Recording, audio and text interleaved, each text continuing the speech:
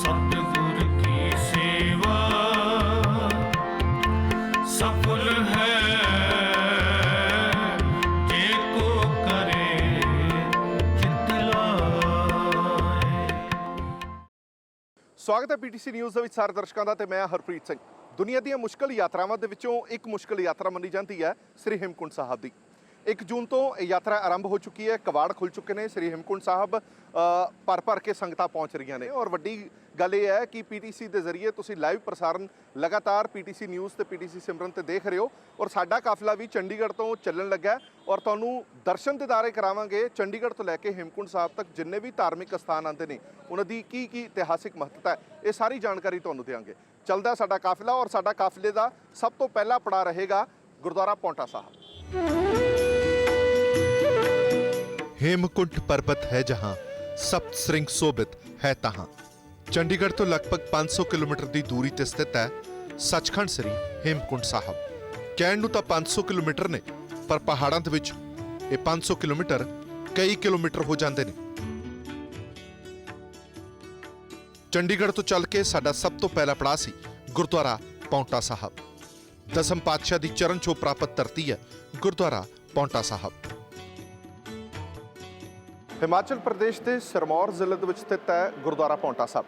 ਸਿੱਖ ਇਤਿਹਾਸ ਦੇ ਵਿੱਚ ਇਸ ਗੁਰਦੁਆਰਾ ਸਾਹਿਬ ਦੀ ਬਹੁਤ ਮਹੱਤਤਾ ਹੈ। ਦਸਮ ਪਾਤਸ਼ਾਹ ਦੀ ਚਰਨ ਛੋਹ ਪ੍ਰਾਪਤ ਇਹ ਧਰਤੀ ਹੈ ਔਰ ਇਹ ਕਿਹਾ ਜਾਂਦਾ ਹੈ ਕਿ ਪੌਂਟਾ ਦਾ ਅਰਥ ਹੈ ਪੈਰ ਤੇ ਗੁਰੂ ਸਾਹਿਬ ਦੇ ਪੈਰ ਇੱਥੇ ਪਏ ਸਨ। ਚਰਨ ਛੋਹ ਪ੍ਰਾਪਤ ਇਹ ਧਰਤੀ ਹੈ, ਇਸ ਕਰਕੇ ਇਸ ਗੁਰਦੁਆਰਾ ਸਾਹਿਬ ਦਾ ਨਾਮ ਗੁਰਦੁਆਰਾ ਪੌਂਟਾ ਸਾਹਿਬ ਪਿਆ। ਗੁਰਦੁਆਰਾ ਸ਼੍ਰੀ ਪੌਂਟਾ ਸਾਹਿਬ ਹਿਮਾਚਲ ਦੀਆਂ ਪਹਾੜੀਆਂ ਤੇ ਯਮਨਾ ਤੱਟ ਦੇ ਸਿਰਮੌਰ ਜ਼ਿਲ੍ਹੇ ਦੇ ਵਿੱਚ ਸਥਿਤ ਹੈ। ਇਹ ਉਹ ਸਥਾਨ ਹੈ ਜਿੱਥੇ ਦਸਮ ਪਾਤਸ਼ਾਹ ਨੇ ਦਸਮ ਗ੍ਰੰਥ ਲਿਖਿਆ ਸੀ। ਇਸ ਗੁਰਦੁਆਰਾ ਸਾਹਿਬ ਦੀ ਧਾਰਮਿਕ ਮਹੱਤਤਾ ਦੇ ਨਾਲ-ਨਾਲ ਖੂਬਸੂਰਤੀ ਵੀ ਵੇਖਦਿਆਂ ਬਣਦੀ ਹੈ। ਇਸ ਗੁਰਦੁਆਰਾ ਸਾਹਿਬ ਦੇ ਵਿੱਚ ਗੁਰੂ ਸਾਹਿਬ ਵੱਲੋਂ ਯੁੱਧ ਦੇ ਵਿੱਚ ਵਰਤੇ ਗਏ ਅਸਤਰ ਸ਼ਸਤਰ ਅਤੇ ਕਲਮਾਂ ਅੱਜ ਵੀ ਮੌਜੂਦ ਨੇ। ਹਜ਼ਾਰਾਂ ਦੀ ਤਾਦਾਦ ਦੇ ਵਿੱਚ ਸੰਗਤ ਹਰ ਰੋਜ਼ ਨਤਮਸਤਕ ਹੋਣ ਆਉਂਦੀ ਹੈ। ਹੇਮਕੁੰਟ ਸਾਹਿਬ ਦੀ ਯਾਤਰਾ ਕਰਨ ਵਾਲੇ ਲਗਭਗ ਸਾਰੇ ਹੀ ਯਾਤਰੀ ਜਾਂਦਿਆਂ ਜਾਂ ਆਂਦਿਆਂ ਗੁਰਦੁਆਰਾ ਪੌਂਟਾ ਸਾਹਿਬ ਦੇ ਵਿੱਚ ਸੀਸ ਜ਼ਰੂਰ ਨਿਵਾਉਂਦੇ ਨੇ। ਗੁਰਦੁਆਰਾ ਪੌਂਟਾ ਸਾਹਿਬ ਦੇ ਵਿੱਚ ਗੁਰੂ ਸਾਹਿਬ ਕਾਫੀ ਲੰਬਾ ਅਰਸਾ ਰਹੇ।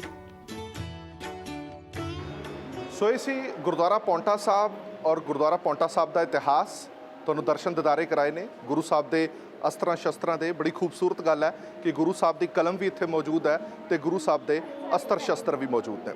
ਸੋ ਹੁਣ ਸਾਡਾ ਕਾਫਲਾ ਗੁਰਦੁਆਰਾ ਪੌਂਟਾ ਸਾਹਿਬ ਤੋਂ ਰਵਾਨਾ ਹੋਏਗਾ ਅਗਲੇ ਪੜਾਅ ਵੱਲ ਔਰ ਸਾਡਾ ਅਗਲਾ ਪੜਾਅ ਹੋਏਗਾ ਗੁਰਦੁਆਰਾ ਰਿਸ਼ੀਕੇਸ਼। मस्तक लगे साध रेण वड भाग जिना दे। मस्तक लगे साध रेण वड भाग जिना दे।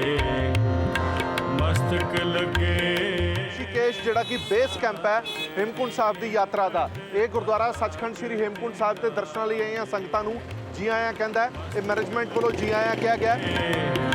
ਸਾਧ ਰੇਣ ਵਡ ਭਾਗ ਜਿਨਾ ਦੇ।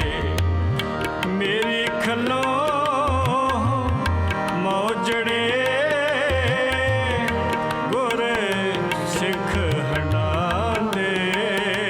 ਰਿਸ਼ੀਕੇਸ਼ ਗੁਰਦੁਆਰਾ ਸਾਹਿਬ ਇੱਕ ਬੇਸ ਮੰਨਿਆ ਜਾਂਦਾ ਹੈ ਹੇਮਕੁੰਟ ਸਾਹਿਬ ਦੀ ਯਾਤਰਾ ਤੋਂ। ਇੱਕ ਬੇਸ ਕੈਂਪ ਹੈਗਾ ਜਿੱਥੇ ਸੰਗਤਾਂ ਆ ਕੇ ਠਹਿਰਦੀਆਂ ਨੇ ਔਰ ਅਗਲੇ ਦਿਨ ਕਈ ਕੂਚ ਕਰਦੀਆਂ ਨੇ ਜਾਂ ਕਈ ਸੰਗਤਾਂ ਇੱਥੇ ਆਉਂਦੀਆਂ ਨੇ, ਵਿਸ਼ਰਾਮ ਕਰਦੀਆਂ ਨੇ, ਲੰਗਰ ਪਾਣੀ ਛਕਦੀਆਂ ਨੇ ਔਰ ਉਸੇ ਦਿਨ ਅੱਗੇ ਚੱਲ ਜਾਂਦੀਆਂ ਨੇ। ਕਿਸ ਤਰ੍ਹਾਂ ਦੇ ਇੰਤਜ਼ਾਮ ਨੇ ਔਰ ਇਸ ਵਾਰ ਵੱਡੀ ਗਿਣਤੀ ਵਿੱਚ ਸੰਗਤ ਆਉਣ ਵਾਲੀ ਹੈ, ਉਮੀਦ ਜਤਾਈ ਜਾ ਰਹੀ ਹੈ। ਸੋ ਅਜਿਹੇ ਦੇ ਵਿੱਚ ਇੰਤਜ਼ਾਮ ਕਿਸ ਤਰ੍ਹਾਂ ਦੇ ਨੇ ਇਹ ਜਾਣਨ ਦੇ ਲਈ ਮੈਨੇਜਰ ਸਾਹਿਬ ਸਾਡੇ ਨਾਲ ਮੌਜੂਦ ਨੇ। ਮੈਨੇਜਰ ਸਾਹਿਬ, ਸਭ ਤੋਂ ਪਹਿਲਾਂ ਇਹ ਦੱਸੋ ਕਿੰਨੇ ਕੁ ਇੰਤਜ਼ਾਮ ਨੇ? ਟਰੱਸਟ ਦੇ ਵੱਲੋਂ ਸੰਗਤਾਂ ਦੀ ਸੁਵਿਧਾ ਵਾਸਤੇ ਉਹਨਾਂ ਦੇ ਰਾਤਰੀ ਵਿਸ਼ਰਾਮ ਦੇ, ਉਹਨਾਂ ਦੇ ਭੋਜਨ ਪਾਣੀ ਦੇ, ਉਹਨਾਂ ਦੇ ਵਾਸਤੇ ਡਾਕਟਰੀ ਸਹਾਇਤਾ ਦੇ, ਦਵਾਈਆਂ ਵਗੈਰਾ ਦੇ ਜੋ ਲੋੜ ਵਾਲੇ ਸਾਰੇ ਸਾਧਨ ਮੁਕੰਮਲ ਕਰ ਲਏ ਗਏ ਹਨ। ਉਹਨਾਂ ਦੇ ਪ੍ਰਬੰਧ ਹੋ ਗਏ ਨੇ ਔਰ ਗੁਰਦੁਆਰਾ ਟਰੱਸਟ ਦੇ ਵੱਲੋਂ ਇਸ ਯਾਤਰਾ ਦੇ ਰਸਤੇ ਦੇ ਉੱਤੇ ਹੀ ਆਪਣਾ ਪਹਿਲਾਂ ਹਰਿਦੁਆਰ, ਰਿਸ਼ੀਕੇਸ਼, ਸ਼੍ਰੀਨਗਰ, ਜੋਸ਼ੀ ਮੱਠ, ਗੋਬਿੰਦ ਘਾਟ, ਗੋਬਿੰਦ ਧਾਮ, ਹੇਮਕੁੰਟ ਸਾਹਿਬ ਤੱਕ ਇਹ ਗੁਰਦੁਆਰੇ ਸਥਿਤ ਹਨ ਜਿੱਥੇ ਸੰਗਤਾਂ ਦੇ ਰਾਤਰੀ ਵਿਸ਼ਰਾਮ ਦੇ, ਉਹਨਾਂ ਦੇ ਭੋਜਨ ਪਾਣੀ ਦੇ, ਡਾਕਟਰੀ ਸਹਾਇਤਾ ਸਾਰੀਆਂ ਸੁਵਿਧਾਵਾਂ ਉੱਥੇ ਉਪਲਬਧ ਹਨ। ਕਿਸੇ ਕਿਸਮ ਦੀ ਘਬਰਾਹਟ ਦੀ ਲੋੜ ਨਹੀਂ, ਕਿਸੇ ਪ੍ਰਕਾਰ ਦੀਆਂ ਅਫਵਾਹਾਂ ਦੇ ਵਿੱਚ ਆਉਣ ਦੀ ਲੋੜ ਨਹੀਂ। ਡਰਨ ਦੀ ਲੋੜ ਨਹੀਂ, ਨਿਡਰ ਹੋ ਕੇ ਗੁਰੂ ਦੀ ਓਟ ਲੈ ਕੇ ਆਪ ਯਾਤਰਾ। ਉੱਪਰ ਕਿਹਾ ਜਾ ਰਿਹਾ ਕਿ 3 ਤੋਂ 4 ਕਿਲੋਮੀਟਰ ਸੰਗਤਾਂ ਨੂੰ ਪੈਦਲ ਵੀ ਤੁਰਨਾ ਪਏਗਾ ਕਿਉਂਕਿ ਬਰਫ਼ ਬਹੁਤ ਜ਼ਿਆਦਾ ਹੈਗੀ, ਉੱਥੇ ਖੱਚਰ ਵੀ ਨਹੀਂ ਜਾਂਦੇ। ਉਸ ਬਾਰੇ ਸਥਿਤੀ ਦੱਸੋ ਕੀ? ਇਹ ਇਸ ਤਰ੍ਹਾਂ ਹੈ, ਇਹਦੇ ਲਈ ਨਾ ਕਿਉਂਕਿ ਬਰਫ਼ਬਾਰੀ ਇਸ ਸਾਲ ਬਹੁਤ ਜ਼ਿਆਦਾ ਹੋਈ ਹੈ, ਬਰਫ਼ ਨੂੰ ਕੱਟ ਕੇ ਪਹਿਲਾਂ ਵੀ ਆਰਮੀ ਰਸਤਾ ਬਣਾਉਂਦੀ ਹੁੰਦੀ ਆ, ਆਰਮੀ ਜਵਾਨ ਅਜੇ ਵੀ ਲੱਗੇ ਹੋਏ ਹੈਗੇ ਨੇ ਔਰ ਰਸਤਾ ਬਣ ਗਿਆ ਹੈ। ਜਿੱਥੋਂ ਤੱਕ ਬਰਫ਼ ਦਾ ਤਾਲੁਕ ਹੈਗਾ, ਬਰਫ਼ ਠੀਕ ਅਜੇ ਹੈ, ਗਰਮੀ ਵੀ ਬਹੁਤ ਜ਼ਿਆਦਾ ਪੈ ਰਹੀ ਹੈ। ਆਪ ਜੀ ਜਾਣਕਾਰ ਹੋ ਕਿ ਇਹ ਜ਼ਰੂਰ ਪਕੜ ਕੇ ਠੀਕ ਹੋ ਜਾਏਗੀ, ਕੋਈ ਇਸ ਤੋਂ ਡਰਨ ਦੀ ਲੋੜ ਨਹੀਂ। ਆਪ ਜੀ ਦੇ ਮਾਧਿਅਮ ਰਾਹੀਂ ਮੈਂ ਇਹ ਵੀ ਕਹਿਣਾ ਚਾਹਾਂਗਾ ਸੰਗਤਾਂ ਨੂੰ ਕਿ ਜਦੋਂ ਅਸੀਂ ਯਾਤਰਾ 'ਤੇ ਨਿਕਲੀਏ, ਨੌਜਵਾਨ ਵੀਰ ਇਹ ਧਿਆਨ ਦੇਣ ਕਿ ਵੀ 2 ਪਹੀਆ ਵਾਹਨ ਦੇ ਉੱਤੇ ਉਹ ਆਉਣ ਤੋਂ ਗੁਰੇਜ਼ ਕਰਨ। ਅਗਰ ਆਉਂਦੇ ਹਨ ਤਾਂ ਆਵਾਜਾਈ ਦੇ ਨਿਯਮਾਂ ਦਾ ਪੂਰਾ ਪਾਲਣ ਕਰਨ, ਸਿਰ 'ਤੇ ਦਸਤਾਰ ਜ਼ਰੂਰ ਸਜਾ ਕੇ ਰੱਖਣ ਤਾਂ ਕਿ ਇਹ ਉਹਨਾਂ ਦੇ ਸੁਰੱਖਿਆ ਵਾਸਤੇ ਹੈਗਾ। ਅਤੇ ਅਗਰ ਉਹਨਾਂ ਨੇ ਦਸਤਾਰ ਨਹੀਂ ਬੰਨੀ ਹੋਈ ਹੈਗੀ ਤਾਂ ਉਹ ਹੈਲਮਟ ਪਾ ਕੇ ਚੱਲਣ, ਝੁੰਡ ਬਣਾ ਕੇ ਨਾ ਚੱਲਣ, ਉਹ ਤੀਰੀ ਸਵਾਰੀ ਨਾ ਕਰਨ ਔਰ ਉੱਥੇ ਜਾ ਕੇ ਲੋਕਾਂ ਦੇ ਨਾਲ ਚੰਗਾ ਵਿਵਹਾਰ ਦੇਣ, ਚੰਗਾ ਵਿਵਹਾਰ ਲੈਣ। ਆਉਣ ਵਾਲੀਆਂ ਸੰਗਤਾਂ ਨੂੰ ਇਹ ਬੇਨਤੀ ਹੈ ਕਿ ਮੈਦਾਨੀ ਇਲਾਕਿਆਂ ਵਿੱਚ ਵਸਤਾਂ ਦੇ ਜਾਂ ਸੇਵਾਵਾਂ ਦੇ ਰੇਟ ਕੁਝ ਘੱਟ ਹੁੰਦੇ ਨੇ, ਪਹਾੜੀ ਇਲਾਕੇ ਵਿੱਚ ਜ਼ਿਆਦਾ ਹੁੰਦੇ ਨੇ, ਅਤੇ ਉੱਥੇ ਜਦੋਂ ਉਹਨਾਂ ਨੇ ਕੋਈ ਸੇਵਾ ਲੈਣੀ ਹੋਵੇ, ਕੋਈ ਚੀਜ਼ ਪਰਚੇਜ਼ ਕਰਨੀ, ਪਹਿਲਾਂ ਰੇਟ ਤੈਅ ਕਰ ਲੈਣ ਤਾਂ ਜੋ ਉਹਨਾਂ ਨੂੰ ਬਾਅਦ ਵਿੱਚ ਕੋਈ ਝਗੜੇ ਦੀ ਗੁੰਜਾਇਸ਼ ਹੀ ਨਾ ਰਹੇ। ਬਹੁਤ ਬਹੁਤ ਧੰਨਵਾਦ ਮੈਨੇਜਰ ਸਾਹਿਬ। ਸੋ ਬੜੀਆਂ ਗੱਲਾਂ ਸਪਸ਼ਟ ਨੇ ਕਿ ਡਰਨ ਦੀ ਕੋਈ ਲੋੜ ਨਹੀਂ, ਭੈਭੀਤ ਹੋਣ ਦੀ ਲੋੜ ਨਹੀਂ, ਮੌਸਮ ਠੀਕ ਹੈ, ਤਿਆਰੀਆਂ ਪੂਰੀਆਂ ਮੁਕੰਮਲ ਨੇ, ਇਦਾਂ ਦੀ ਕੋਈ ਗੱਲ ਨਹੀਂ ਹੈ। ਪਰ ਮਨ ਦੇ ਵਿੱਚ ਯਾਤਰਾ ਦੀ ਭਾਵਨਾ ਨੂੰ ਲੈ ਕੇ ਹੀ ਯਾਤਰਾ ਤੇ ਆਓ। ਔਰ ਜਿਸ ਤਰ੍ਹਾਂ ਇਹਨਾਂ ਨੇ ਕਿਹਾ ਕਿ ਕੁਝ ਵੀ ਚੀਜ਼ ਖਰੀਦਣ ਤੋਂ ਪਹਿਲਾਂ, ਕੋਈ ਵੀ ਕਿਰਾਇਆ ਦੇਣ ਤੋਂ ਪਹਿਲਾਂ ਰੇਟ ਪਹਿਲਾਂ ਪੁੱਛ ਲਏ ਜਾਣ ਤਾਂ ਜੋ ਬਾਅਦ ਦੇ ਵਿੱਚ ਵਾਦ ਵਿਵਾਦ ਨਾ ਹੋਵੇ। ਮੇਰੀ ਖੱਲੋ ਮੌਜੜੇ ਗੁਰ ਸਿੱਖ ਹੰਡਾਂਦੇ। ਇੱਥੇ ਠਹਿਰੇ ਸੀ ਰਿਸ਼ੀਕੇਸ਼, ਬਹੁਤ ਵਧੀਆ ਪ੍ਰਬੰਧ ਲੱਗਾ ਜੀ। ਹਾਂ ਜੀ, ਯਾਤਰੀਆਂ ਲਈ ਵਧੀਆ ਬਣਾਇਆ ਇਹਨਾਂ ਨੇ ਜੀ, ਆਰਾਮ ਮਿਲ ਜਾਂਦਾ ਸਭ ਨੂੰ ਜੀ। ਪ੍ਰਬੰਧ ਵਧੀਆ ਇੱਥੇ, ਸਾਰਾ ਸੰਗਤ ਦਿਨ ਪਰ ਦਿਨ ਵੱਧਦੀ ਜਾ ਰਹੀ ਹੈ ਜੀ, ਤੋਂ ਦੇਖ ਕੇ ਖੁਸ਼ੀ ਮਿਲਦੀ ਹੈ ਵੀ ਗੁਰੂ ਘਰ ਨੂੰ ਸੰਗਤਾਂ ਵੱਧ ਆ ਰਹੀਆਂ। ਮਸਤਕ ਲੱਗੇ ਸਾਦੇ ਰੇਣ ਵੱਡੇ ਭਾਗ ਜਿਨਾ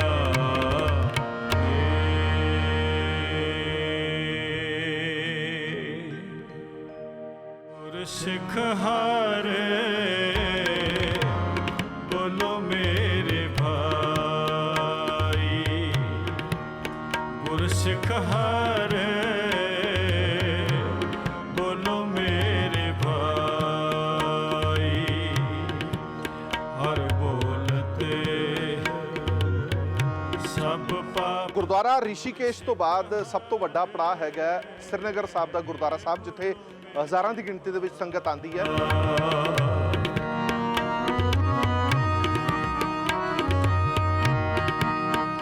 ਅਸੀਂ ਤੁਹਾਨੂੰ ਪਹਿਲਾਂ ਰਿਸ਼ੀਕੇਸ਼ ਗੁਰਦੁਆਰਾ ਸਾਹਿਬ ਦਿਖਾਇਆ ਸੀਗਾ। ਹੁਣ ਅਗਲਾ ਪੜਾਅ ਰਿਸ਼ੀਕੇਸ਼ ਤੋਂ ਬਾਅਦ ਜਿਹੜਾ ਆਉਂਦਾ ਉਹ ਸ਼੍ਰੀਨਗਰ ਦਾ ਸਭ ਤੋਂ ਵੱਡਾ ਪੜਾਅ ਮੰਨਿਆ ਜਾਂਦਾ। ਸੰਗਤ ਬੜੀ ਵੱਡੀ ਗਿਣਤੀ ਦੇ ਵਿੱਚ ਸ਼੍ਰੀਨਗਰ ਗੁਰਦੁਆਰਾ ਸਾਹਿਬ ਦੇ ਵਿੱਚ ਆਉਂਦੀ ਹੈ। ਕਈ ਰਾਤ ਇੱਥੇ ਬਿਤਾਉਂਦੇ ਨੇ, ਕਈ ਲੰਗਰ ਪਾਣੀ ਛਕ ਕੇ ਅੱਗੇ ਤੁਰ ਜਾਂਦੇ ਨੇ। ਗੁਰਦੁਆਰਾ ਸਾਹਿਬ ਦੇ ਮੈਨੇਜਰ ਸਾਹਿਬ ਸਾਡੇ ਨਾਲ ਮੌਜੂਦ ਨੇ। ਕਿੱਦਾਂ ਦੇ ਇੱਥੇ ਇੰਤਜ਼ਾਮ ਨੇ ਔਰ ਕਿੰਨੀ ਕੁ ਵੱਡੀ ਗਿਣਤੀ ਵਿੱਚ ਸੰਗਤ ਆ ਰਹੀ ਆ, ਆਓ ਇਹਨਾਂ ਨਾਲ ਗੱਲਬਾਤ ਕਰਦੇ ਹਾਂ। ਸਰਦਾਰ ਸਾਹਿਬ, ਕਿੰਨੀ ਕੁ ਵੱਡੀ ਗਿਣਤੀ ਦੇ ਵਿੱਚ ਸੰਗਤ ਆ ਰਹੀ ਆ? 600-700 ਬੰਦੇ ਦੀ ਸਾਡੇ ਕੋਲ ਅਰੇਂਜਮੈਂਟ ਹੈ ਔਰ ਲੰਗਰ ਪਾਣੀ ਦੀ ਪੂਰੀ ਵਿਵਸਥਾ, ਮੈਡੀਕਲ ਦੀ ਵਿਵਸਥਾ ਹੈਗੀ ਹੈ। ਬਾਕੀ ਸਾਡੇ ਇੱਥੇ ਮੈਡੀਕਲ ਕਾਲਜ ਵੀ ਹੈ, ਹਰ ਤਰਫੋਂ ਪੂਰੀ ਵਿਵਸਥਾ ਹੈਗੀ ਹੈ।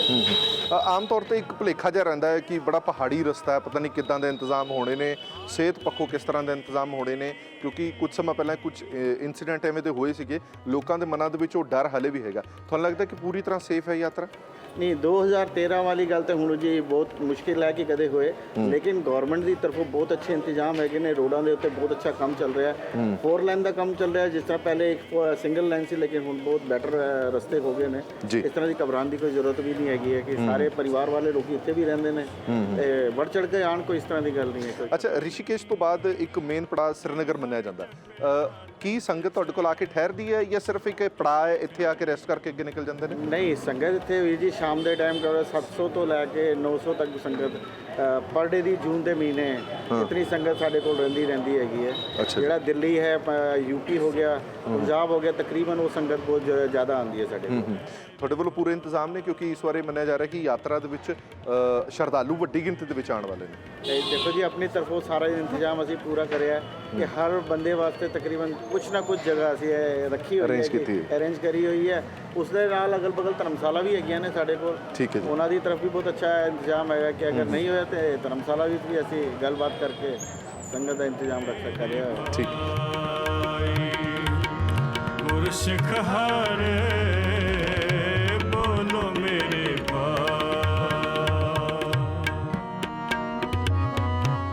ਸਰਦਾਰ ਸਾਹਿਬ ਕਿੱਥੋਂ ਆਏ ਤੁਸੀਂ? ਅਸੀਂ ਆਏ ਜੀ ਬਰਮਾਲੀਪੁਰ ਤੋਂ।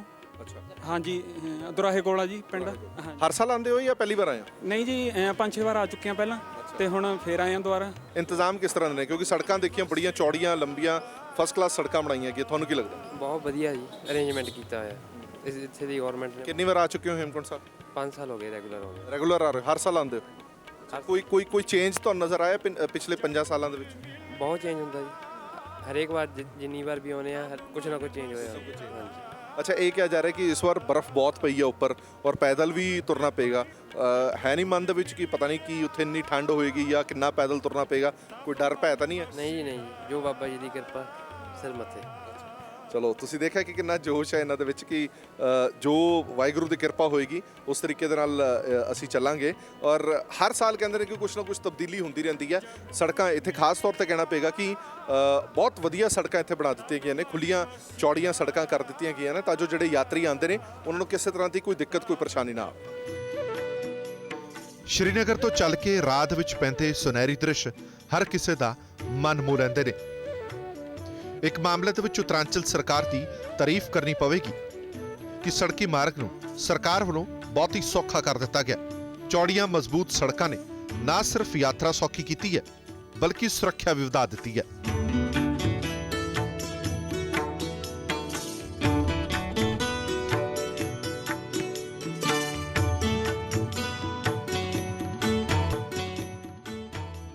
ਸੋ ਲਗਭਗ 570 ਕਿਲੋਮੀਟਰ ਦਾ ਪੈਂਡਾ ਤੈਅ ਕਰਦਿਆਂ ਹੋਇਆਂ ਸਾਡਾ ਅੱਜ ਦੇ ਦਿਨ ਦੀ ਜਿਹੜਾ ਪੜਾਅ ਹੈ ਉਹ ਮੁਕੰਮਲ ਹੋਇਆ।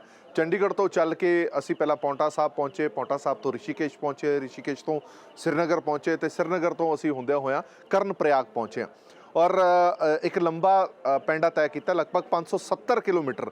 ਜਦੋਂ ਤੁਸੀਂ ਪਹਾੜਾਂ 'ਚ ਜਾਂਦੇ ਹੋ ਤਾਂ ਕਈ ਗੁਣਾ ਹੋ ਜਾਂਦਾ ਲਗਭਗ ਜੇ ਕੁੱਲ ਮਿਲਾ ਕੇ ਦੇਖੀਏ ਤਾਂ 900 ਕਿਲੋਮੀਟਰ ਅਸੀਂ ਅੱਜ ਗੱਡੀ ਚਲਾਈ ਹੈ ਔਰ ਇੱਥੇ ਪਹੁੰਚੇ ਹਾਂ। ਇੱਥੋਂ ਲਗਭਗ 90-95 ਕਿਲੋਮੀਟਰ ਗੋਬਿੰਦ ਘਾਟ ਪੈਂਦਾ, ਉੱਥੇ ਜਾ ਕੇ ਫਿਰ ਗੋਬਿੰਦ ਧਾਮ ਤੋਂ ਹੇਮਕੁੰਟ ਸਾਹਿਬ। ਸੋ ਅੱਜ ਦੀ ਯਾਤਰਾ ਦਾ ਦਿਨ ਇੱਥੇ ਹੀ ਖਤਮ ਹੁੰਦਾ। ਕੱਲ ਅਸੀਂ ਤੁਹਾਨੂੰ ਫਿਰ ਤੋਂ ਅੱਗੇ ਯਾਤਰਾ ਅੱਗੇ ਲੈ ਜਾਵਾਂਗੇ। ਹੁਣ ਤੱਕ ਚੰਡੀਗੜ੍ਹ ਤੋਂ ਲੈ ਕੇ ਇੱਥੇ ਤੱਕ ਦਾ ਸਫ਼ਰ ਬਹੁਤ ਵਧੀਆ ਰਿਹਾ। ਦਰਸ਼ਨ ਦਿਦਾਰੇ ਗੁਰਦੁਆਰਾ ਸਾਹਿਬਾਨਾਂ ਦੇ ਵੀ ਹੁੰਦੇ ਰਹੇ, ਸੰਗਤਾਂ ਦੇ ਨਾਲ ਵੀ ਗੱਲਬਾਤ ਹੁੰਦੀ ਰਹੀ ਔਰ ਹਾਲੇ ਤੱਕ ਬੜੇ ਹੀ ਸੁਰੱਖਿਅਤ ਤਰੀਕੇ ਦੇ ਨਾਲ ਬੜੇ ਹੀ ਸੋਹਣੇ ਢੰਗ ਦੇ ਨਾਲ ਇਹ ਸਾਰੀ ਯਾਤਰਾ ਚੱਲ ਰਹੀ ਹੈ। ਕੱਲ ਦੁਬਾਰਾ ਮੁਲਾਕਾਤ ਹੋਏਗੀ, ਸਵੇਰੇ ਤੜਕੇ ਇੱਥੋਂ ਨਿਕਲਾਂਗੇ ਤਾਂ ਤੁਹਾਨੂੰ ਮਿਲਾਂਗੇ ਔਰ ਜਲਦੀ ਹੀ ਤੁਹਾਨੂੰ ਦਰਸ਼ਨ ਦਿਦਾਰੇ ਕਰਾਵਾਂਗੇ ਗੁਰਦੁਆਰਾ ਗੋਬਿੰਦ ਘਾਟ, ਗੋਬਿੰਦ ਧਾਮ ਤੇ ਸ਼੍ਰੀ ਹੇਮਕੁੰਟ ਸਾਹਿਬ।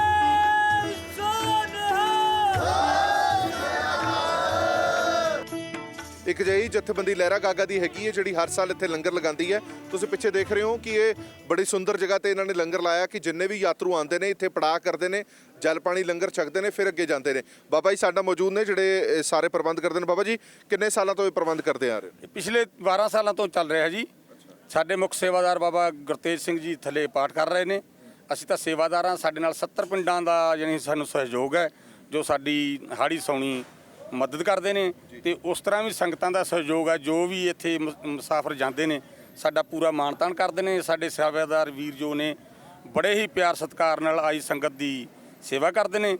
ਜਦੋਂ ਸਾਡੇ ਕੋਲ ਕੋਈ ਯਾਤਰੀ ਆ ਕੇ ਬੱਸ ਵਗੈਰਾ ਖੜ੍ਹਦੇ ਆ ਤਾਂ ਸਾਨੂੰ ਇਸ ਚੀਜ਼ ਦਾ ਮਾਣ ਹੁੰਦਾ ਹੈ ਕਿ ਸਾਡੇ ਕੋਲ ਆ ਕੇ ਕੋਈ ਯਾਤਰੂ ਸਾਡੇ ਆਇਆ ਹੈ। ਜਿਸ ਤਰ੍ਹਾਂ ਕਿ ਜਿਵੇਂ ਤੁਸੀਂ ਇਹ ਲਿਖੋ ਵੀ ਪਹਿਲਾਂ ਪਤਾ ਸੀ ਵੀ 1 ਜੂਨ ਨੂੰ ਸ਼ੁਰੂ ਹੋਣਾ ਹੈ, ਪਰ ਅਸੀਂ ਫਿਰ ਵੀ 25 ਮਈ ਤੋਂ ਪਹਿਲਾਂ ਵੀ ਇੱਥੇ ਆ ਕੇ ਕੰਮ ਸ਼ੁਰੂ ਕੀਤਾ ਹੈ। ਮਹਾਰਾਜ ਦੀ ਕਿਰਪਾ ਨਾਲ ਸਾਡਾ ਬਹੁਤ ਵਧੀਆ ਚੱਲ ਰਿਹਾ ਜੀ। ਅੱਛਾ, ਤੁਸੀਂ ਇਹ ਜਿੰਨੀ ਵੀ ਰਾਸ਼ਨ ਹੈ ਜਾਂ ਰਸਦ ਹੈ ਇਹ ਸਾਰੀ ਨਾਲ ਲੈ ਕੇ ਆਉਂਦੇ ਹੋ ਜਾਂ ਇੱਥੋਂ ਲੈਂਦੇ ਹੋ ਤੁਸੀਂ? ਇਹ ਅਸੀਂ ਆਪਣੇ ਨਾਲ ਪੰਜਾਬ ਤੋਂ ਲੈ ਕੇ ਆਉਂਦੇ ਹਾਂ ਜੀ। ਜਿਹੜੀ ਚੀਜ਼ ਦੀ ਜ਼ਰੂਰਤ ਕੱਚੀ ਜਿਵੇਂ ਹਰੀ ਸਬਜ਼ੀ ਹੈ ਲੋੜ ਪਵੇ, ਜਿਹੜੀ ਸਾਡੀ ਕੋਈ ਸੰਗਤ ਆਉਂਦੀ ਹੈ ਉਹ ਪਿੰਡਾਂ ਚੋਂ ਲੈ ਕੇ ਆਉਂਦੇ ਨੇ ਤੇ ਸਾਨੂੰ ਉਹਨਾਂ ਦਾ ਵੀ ਬੜਾ ਸਹਿਯੋਗ ਹੈ। ਕਿੰਨੇ ਪ੍ਰਾਣੀਆਂ ਦਾ ਜੱਥਾ ਆਉਂਦਾ ਜੀ ਹਰ ਸਾਲ? ਇੱਥੇ ਤਾਂ ਅਣਗਿਣਤੀ ਹੈ ਜੀ। ਹਾਂ, ਬਿਨਾਂ ਗਿਣਤੀ ਤੋਂ ਹੈ, ਕੋਈ ਪਤਾ ਨਹੀਂ ਕਿੰਨੀ ਕੁ ਸੰਗਤ ਆ ਜਾਏ ਕਿਉਂਕਿ ਸਾਡੀਆਂ ਜਿੰਨੀਆਂ ਬਰਾਚਾਂ ਨੇ ਤਕਰੀਬਨ ਸਾਰੇ ਲੋਕ ਆਉਂਦੇ ਨੇ ਤੇ ਉਹ ਵਾਰੀ-ਵਾਰੀ ਨਾਲ ਉੱਤੇ ਜਾ ਕੇ ਦਰਸ਼ਨ ਕਰਦੇ ਨੇ ਤੇ ਬਾਕੀ ਜਿਹੜੇ ਵੀ ਇੱਥੇ ਸੇਵਾਦਾਰ ਰਹਿ ਜਾਂਦੇ ਨੇ ਉਹ ਇੱਥੇ ਲੰਗਰ ਦੇ ਵਿੱਚ ਸੇਵਾ ਕਰਦੇ ਨੇ। ਸਾਨੂੰ ਸਾਡੇ ਭਰਾਵਾਂ ਤੇ ਮਾਣ ਹੈ, ਸਾਡੇ ਇਲਾਕੇ ਤੇ ਮਾਣ ਹੈ ਜਿਹੜਾ ਕਿ ਸਾਡਾ ਸਹਿਯੋਗ ਦੇ ਰਿਹਾ। ਅੱਛਾ, ਜਿੰਨੀ ਦੇਰ ਇਹ ਯਾਤਰਾ ਚੱਲਦੀ ਹੈ ਉਨੀ ਦੇਰ ਹੀ ਤੁਸੀਂ ਲੰਗਰ ਦਾ ਪ੍ਰਬੰਧ ਰੱਖਦੇ ਹੋ? ਹਾਂਜੀ, ਉਹਨਾਂ ਦੇ ਲਈ ਲੰਗਰ ਦਾ ਪ੍ਰਬੰਧ ਹੈ ਜੀ। ਜਿਹੜੇ ਸੇਵਾਦਾਰ ਆਉਂਦੇ ਨੇ, ਜਿਸ ਤਰ੍ਹਾਂ ਜਿਹਨੂੰ ਕਿਸੇ ਨੂੰ ਕੰਮ ਹੈ, ਕੋਈ 5 ਦਿਨ ਕੋਈ 10 ਦਿਨ ਲਾ ਕੇ ਵਾਪਸ ਤੁਰ ਜਾਂਦਾ ਹੈ, ਉਧਰੋਂ ਸੰਗਤ ਆਉਂਦੀ ਰਹਿੰਦੀ ਹੈ। ਹਰ ਰੋਜ਼ ਕੋਈ ਆ ਗਿਆ, ਕੋਈ ਵਾਪਸ ਮੁੜ ਗਿਆ। ਇਸ ਕਰਕੇ ਇੱਥੇ 50 ਕੁ ਆਦਮੀ ਇੱਥੇ ਅਸੀਂ ਹਰ ਵੇਲੇ ਲੰਗਰ 24 ਘੰਟੇ ਚੱਲਦਾ? 24 ਘੰਟੇ ਲੰਗਰ ਹੈ ਜੀ। ਸਾਡੇ ਸੇਵਾਦਾਰ, ਮੈਂ ਮਾਣ ਨਾਲ ਕਹਿ ਸਕਦਾ ਕਿ ਜੇ ਰਾਤ ਨੂੰ ਜਿੰਨੇ ਵਜੇ ਵੀ ਕੋਈ ਇੱਥੇ ਆਊਗਾ ਉਹਨੂੰ ਰੋਟੀ ਪਾਣੀ ਤੇ ਉਹਦੇ ਬਿਸਤਰੇ ਦਾ ਇੰਤਜ਼ਾਮ ਕੀਤਾ। ਠੀਕ ਹੈ। ਇਹ ਜਗ੍ਹਾ ਕਿਹੜੀ ਪੈਂਦੀ ਹੈ? ਇਹ ਚਮੋਲੀ ਦੇ ਨੇੜੇ ਇੱਥੇ ਪਿੰਡ ਹੈ ਜੀ, ਮੈਨੂੰ ਇਹਦਾ ਨਾਂ ਜਿਹਾ ਨਹੀਂ ਆਉਂਦਾ, ਮਥਾਣਾ ਪਿੰਡ ਹੈ।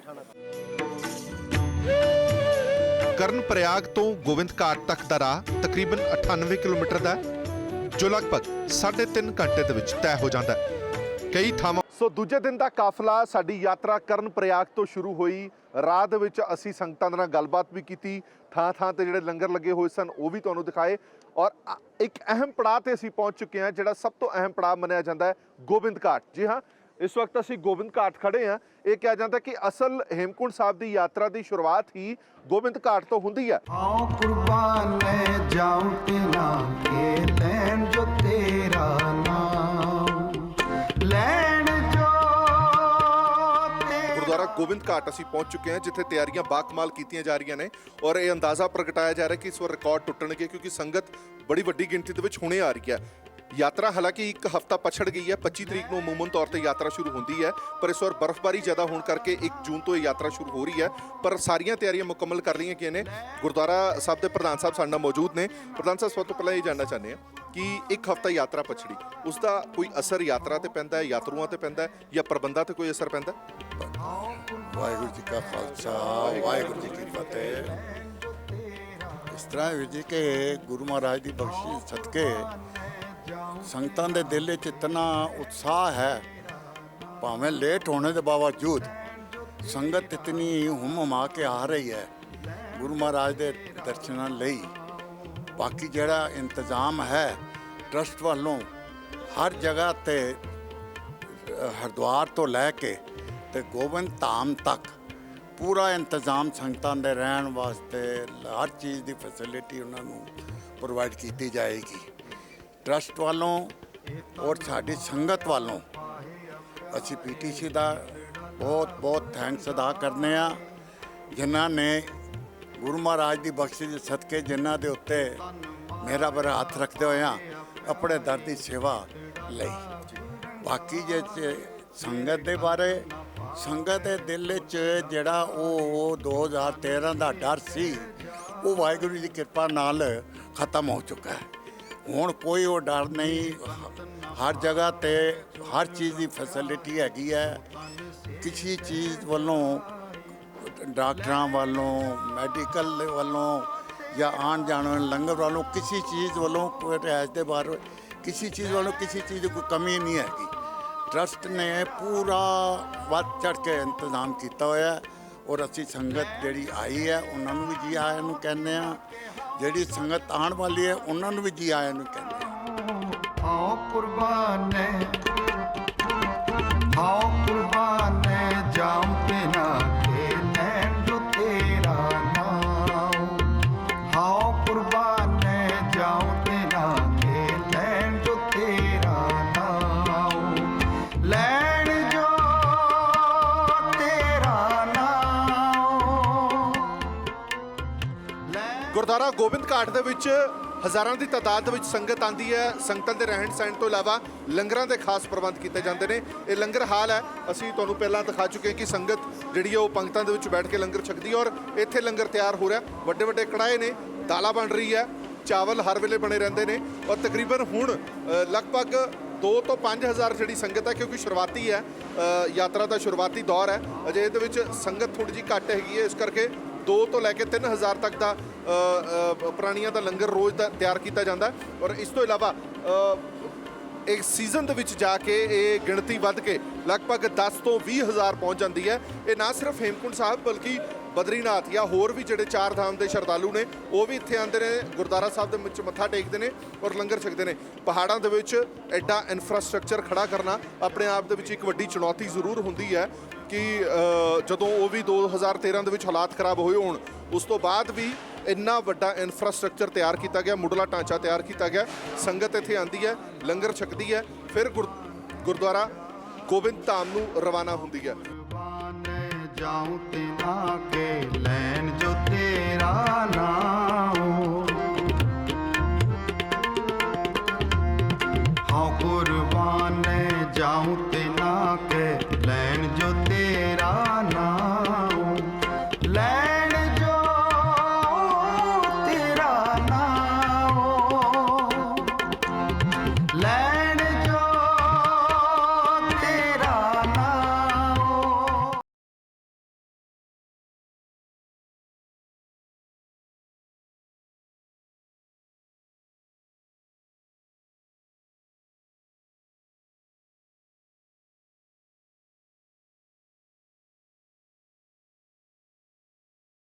ਹੁਣ ਸਭ ਤੋਂ ਪਹਿਲਾਂ ਇੱਕ ਅਹਿਮ ਪੜਾਅ ਹੈ ਗੋਬਿੰਦ ਧਾਮ ਦਾ, ਕਿਉਂਕਿ ਦੂਰ ਦਰਾਡਿਓਂ ਜਿਹੜੀਆਂ ਸੰਗਤਾਂ ਆਉਂਦੀਆਂ ਨੇ, ਇੱਥੇ ਕੁਝ ਸੰਗਤਾਂ ਰਹਿੰਦੀਆਂ ਵੀ ਨੇ।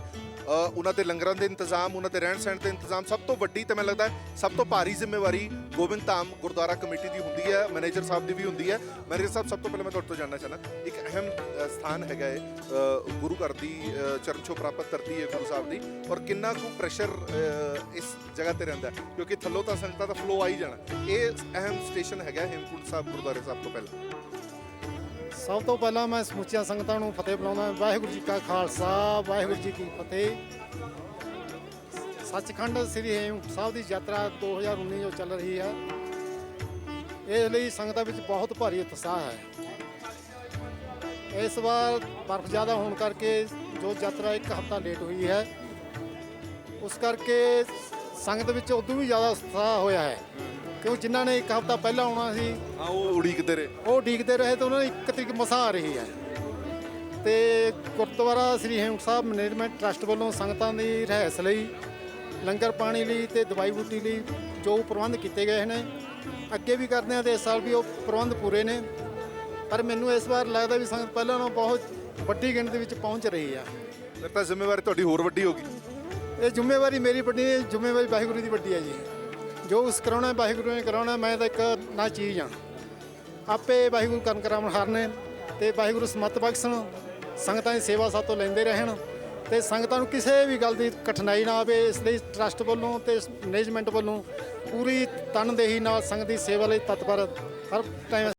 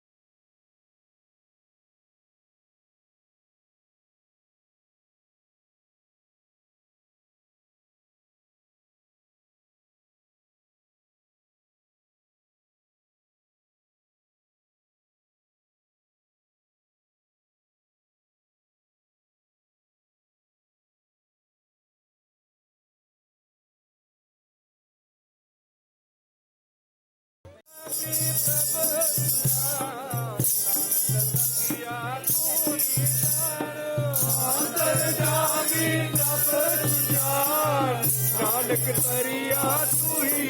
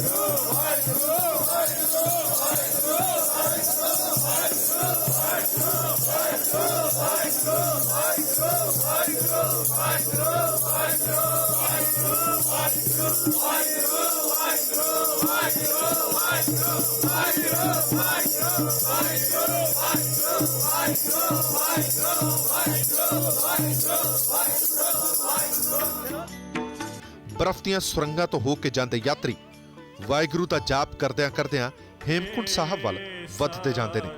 ਗੁਰਦੁਆਰਾ ਕਮੇਟੀ ਦੇ ਮੁਤਾਬਕ ਸਾਲ 2015 ਤੋਂ ਬਾਅਦ ਇੰਨੀ ਬਰਫ਼ ਹੇਮਕੁੰਟ ਸਾਹਿਬ ਦੇ ਵਿੱਚ ਪਈ ਹੈ। ਹਾਲਾਂਕਿ ਬਰਫ਼ ਦੇ ਕਾਰਨ ਯਾਤਰਾ ਵੀ ਪ੍ਰਭਾਵਿਤ ਹੋਈ ਹੈ। ਇਹ ਕਹਿਣ ਦੇ ਵਿੱਚ ਕੋਈ ਅਤਕਥਨੀ ਨਹੀਂ ਹੋਵੇਗੀ ਕਿ ਫੌਜ ਦੀ ਮਦਦ ਤੋਂ ਬਿਨਾਂ ਇਹ ਯਾਤਰਾ ਸੰਭਵ ਨਹੀਂ ਹੋ ਸਕਦੀ।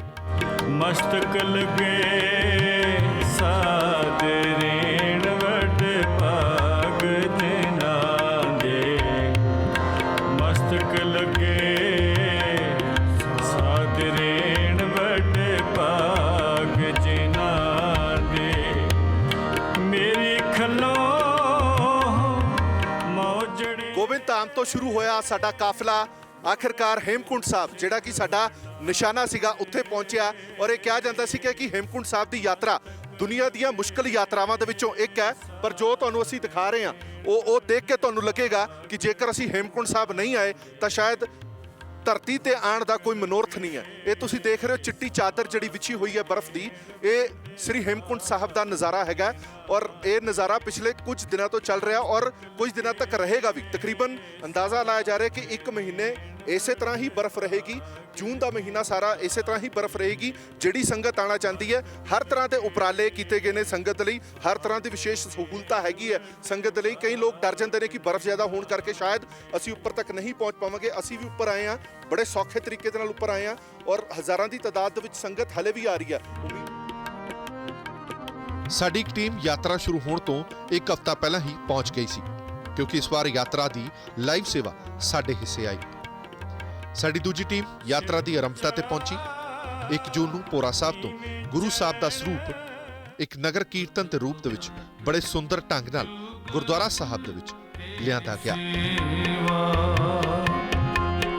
ਤੇਰੀ ਸੇਵਾ ਤੇਰੀ ਸੇਵਾ ਤੇਰੀ ਸੇਵਾ ਮੁਕਤ ਭੁਗਤ ਜੁਗਤ ਤੇਰੀ ਸੇਵਾ ਜਿਸ ਤੂੰ ਆਪ ਕਰਾਂ ਜਿਸ ਤੂੰ ਆਪ ਕਰਾਂ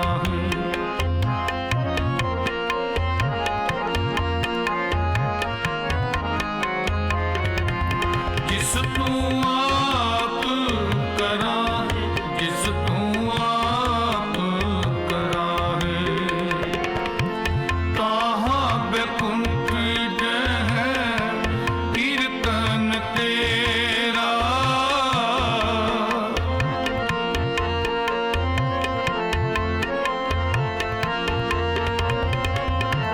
ਤਾਹਾਂ ਬੇਕੁੰਠ ਜਹ ਕੀਰਤਨ ਤੇਰਾ ਤੂੰ ਆਪੇ ਸ਼ਰਧਾ ਲਾਹੇ ਤੂੰ ਆਪੇ ਸ਼ਰਧਾ ਲਾਹੇ ਤੇਰੀ ਸੇਵਾ ਤੇਰੀ ਸੇਵਾ ਤੇਰੀ ਸੇਵਾ। ਅਧਿਕਾਰਕ ਤੌਰ ਤੇ ਯਾਤਰਾ ਸ਼ੁਰੂ ਹੋਣ ਤੋਂ ਬਾਅਦ ਸਾਡੀ ਇੱਕ ਟੀਮ ਨੇ ਵਾਪਸੀ ਵੱਲ ਚਾਲੇ ਪਾਸ। ਗੋਬਿੰਦ ਧਾਮ ਪਹੁੰਚਣ ਤੋਂ ਬਾਅਦ ਅਸੀਂ